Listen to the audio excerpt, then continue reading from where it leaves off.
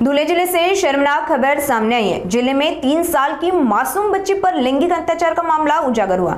नवरात्र उत्सव में जहां एक और कन्याओं की पूजा की गई, वहीं दूसरी ओर 3 साल की मासूम बच्ची का उसी के चाचा ने बलात्कार किया। घटना का खुलासा होते ही गांव वाले आक्रोशित उठे। इस घटना के विरोध में 2 अक्टूबर को सोनगिर पुलिस स्टेशन के सामने ग्रामीणों ने जोरदार आंदोलन कर आरोपी के खिलाफ सख्त कार्रवाई करने की मांग की। आंदोलन में भारी मात्रा में महिलाओं का सहभाग रहा। ग्रामीणों ने पुलिस प्रशासन को चेतावनी दी है कि अगर जल्द कार्रवाई नहीं की गई तो आंदोलन और उग्र होगा। पत्रकार बांधवांनी मला फोन केला की ताई अशी घटना आपल्या सिव्हिल हॉस्पिटलमध्ये दुर्भाग्यपूर्ण घटना घडलेली आहे आणि संबंधित कुटुंबाला तुमच्या मदतीची गरज आहे। तातडीने आम्ही आमच्या 4-5 सहकारी महिला तिथे गेलो आणि मीडियाच्या माध्यमाने हे प्रकरण उचलण्यात आलं।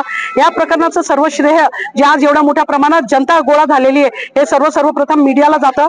आणि दुसरं असं दादा, हे दुर्भाग्यपूर्ण घटना वाढण्याचे कारण असे आहे की मी आदरणीय महाराष्ट्राचे लाडके मुख्यमंत्री आणि आपले देशाचे लाडके पंतप्रधान आदरणीय मोदी साहेबांना विनंती करू इच्छितो सर्व माता भगिनींच्या वतीने की आपल्या कायद्यांमध्ये बदल मोठ्या प्रमाणात झाला पाहिजे।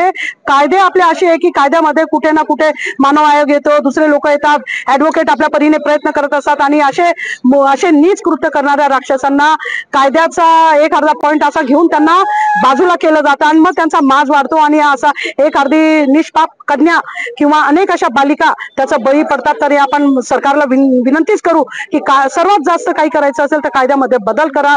ज्याप्रमाणे शिवकालीन कायदे होते की त्यांना भर चौकामध्ये चौरंगा करण्यात येत होतं आणि चौरंगा पद्धत, माझी तर विनंती आहे शासनाला, लाखो करोडो सह्या गोळा करून प्रत्येक गावाच्या माता भगिनींना आम्ही चौकात जाऊन आणि एवढी मोठी जी जनसंख्या आहे ही संख्या हजारोच्या पटीने इथे उपस्थित होती।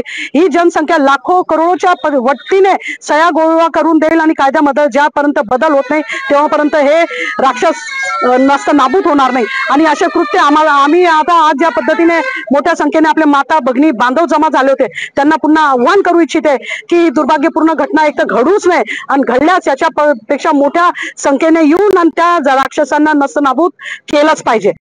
एक मिनिटही विलंब केलेला नाही। आपण आल्या लगेच त्याची तक्रार केलेली आहे। त्याने तक्रारीमध्येच लगेच आरोपीचं नाव सांगितल्यामुळे आम्ही लागलीच लगेच त्या आरोपीला लगेच उचलला आहे।